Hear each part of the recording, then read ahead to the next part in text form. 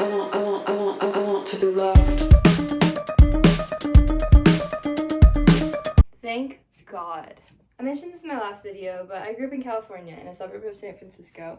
It's my long-held opinion that California is pretty much heaven, if not for all the parts that make it impossible to live there.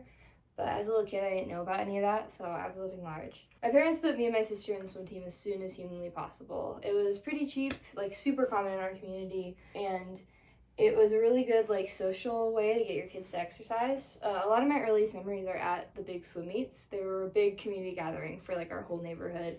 I remember helping my dad grill burgers, making snow cones, and fishing around in the pool for coins and stuff. I should say I was not a good swimmer. I had absolutely no competitive drive whatsoever, and I'd often just get distracted in the middle of the race and forget what I was doing. That's not a joke. One time I was supposed to be doing a breaststroke race, and I did freestyle, and I thought I finished first, and then I got last place, and I was like, Mom, what happened? And she's like, no, you did a great freestyle. And I was like, oh my gosh, I was so broken up about it. Despite that, I absolutely loved being in the water, especially at the height of California summers. The temperature contrast, the weightlessness of it all, the slight danger of it, it was all immensely appealing to me. I would float with my head down as long as I could till my lungs felt like they would burst. I would spend so long all day blinking in the chlorine that my eyes would turn red, and I'd cool them off by pressing the backs of spoons onto my closed eyelids, the phantom feeling of the water still lapping against my body. When it eventually came time for me to start real school, I mourned all my free time. Anytime during the winter that the temperature would rise above 50 degrees, I would beg my mom to let me go in our little pool in the backyard, which was not heated at all. It wasn't the entire time we lived there. Occasionally she would let me, standing close by as I insisted I wasn't cold, even with my lips blue and my teeth chattering. I don't think I'm the only person who has this perspective on their early life. At this time, I purely experienced my body through sensations.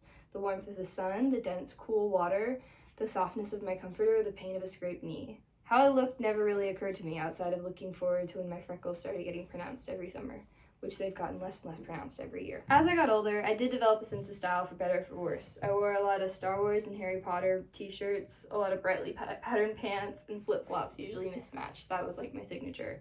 When I started wearing real shoes, I would wear a lot of Vans with no socks for some reason.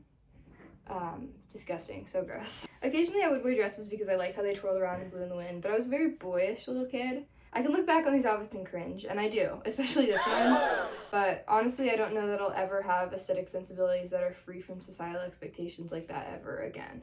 When I was in 5th grade, I moved to London for 3 years, and while I loved my time there and will probably try to move back one day, it marked a definitive shift in how I felt about myself.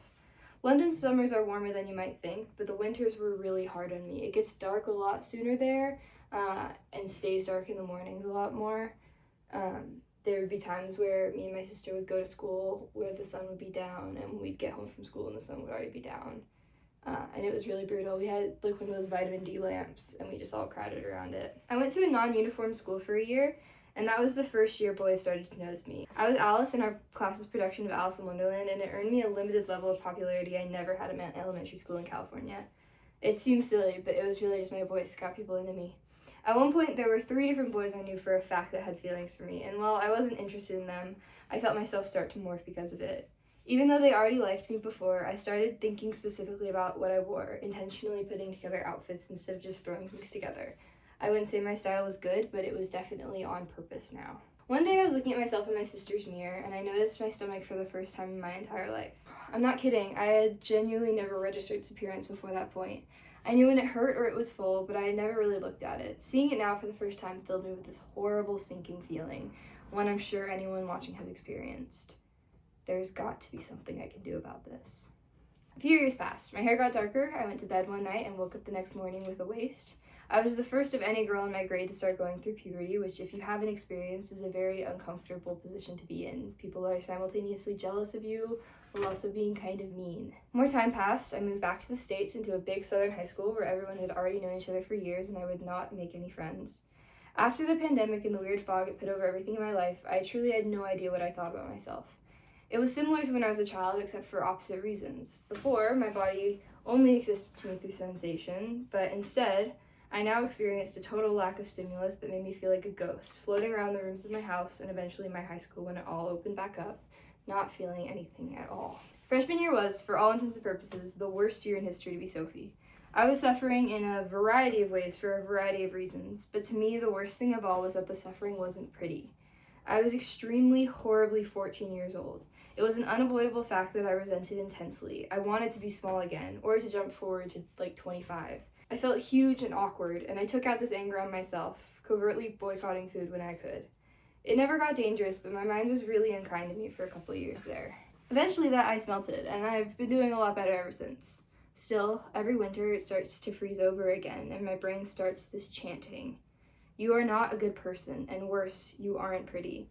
Because of this, you will never find someone who likes you, and because of that, you will never be happy. It's utter nonsense, I know it is.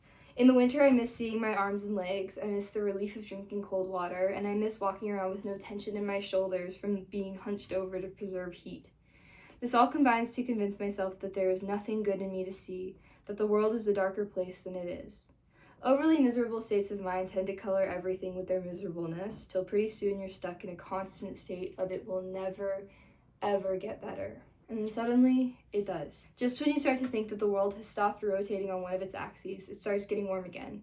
Every year without fail, I celebrate this time like it's my own personal Independence Day. I dress up, I sing more songs, I talk to more people. Since I convince myself every year that it is not a lack of vitamin D or fresh air that's making me feel monstrous, but instead my own doomed self, I feel intense relief when I am eventually proven wrong. This sounds really ridiculous, and it is. I'm like a baby that hasn't developed object permanence yet, except with springtime. There are things I love about winter, and I definitely could try harder to focus on that instead of letting my brain eat itself because I committed the horrific sin of gaining a tiny bit of weight in college. But the springtime just holds this magic for me. I should say here, I don't think I'm ugly. I've been conflicted about it for years, but generally speaking, I think I'm pretty, and I know what to do to accentuate the features that I like. I don't want to come across as conceited, I'm not a supermodel or anything, but I'm also not fishing for compliments or trying to get pity. I know what I bring to the table, even if I forget sometimes. A big part of my love for spring comes from anticipation. Most of the best things that have ever happened to me happened in the summer. The days stretch so impossibly long that it feels like there is so much more space for love and adventure. Songs sound better in a car with the windows down and the air on, and everyone loosens up a little. This is, of course, not inherently true, it's just a fantasy of mine, and rarely does any day out of those months truly meet my expectations. The summer I'm waiting for never quite arrives, but I love to wait for it anyways. There's a lot of good excuses to feel guilty about enjoying life. If you get too caught up in it, things can start to feel very dark. Being grateful for what you can will usually take you a whole lot farther than regretting it all. If I sit there and pick apart every little thing I don't like about myself, physically and otherwise, I would never have the energy to improve any part of it. Plus, more and more things that aren't a big deal begin to snowball until I feel like I have no redeeming qualities whatsoever, which is just nonsense. I know that for a fact. For now, I just want to accept being where I am instead of wishing I was younger or older like I did when I was 14. Those are some of my thoughts on springtime and myself. I know I was kind of all over the place, but there were just so many things I wanted to talk about and I just couldn't pick one. So this is an overview of a couple topics that I might come back to someday. It's really funny. I wrote this when it was super duper warm outside and like borderline hot, and then today, the day I'm filming, it's all cloudy and like insanely windy. Like the winds are reaching like 65 miles per hour or something like that. So apologies, I promise you it has been nice. I made a playlist and I'm gonna link it below, or I'll probably put it in like a comment or something. Just some like pop bops I've been listening to that make me feel like I'm photosynthesizing. Let me know your thoughts on this, if you feel similarly, if you're one of those freaks who loves winter. Just kidding, you're not a freak, I'm sorry, don't get mad at me. Like if you hate the summer, if it brings out bad feelings in you, I'm really curious because this is just my perspective, and I think it's really funny, like how intensely I feel about it. Oh, thanks for watching. I made this with a new editing software. I used iMovie for my last couple, but it's just not cutting it anymore. I want to make well-edited, pretty things. So this is my first time using a different software, and it's kind of an experiment for me. So if some parts seem janky or whatever, it's just because I'm, doing my best. But yeah, thanks for watching. I should have made like a post about this or something, but thank you so much for all the love on my last video. I was like genuinely blown away, just like watching all the comments and stuff come in. It was very thoughtful, very nice, and I'm so glad that you guys are here now. I will talk to you soon.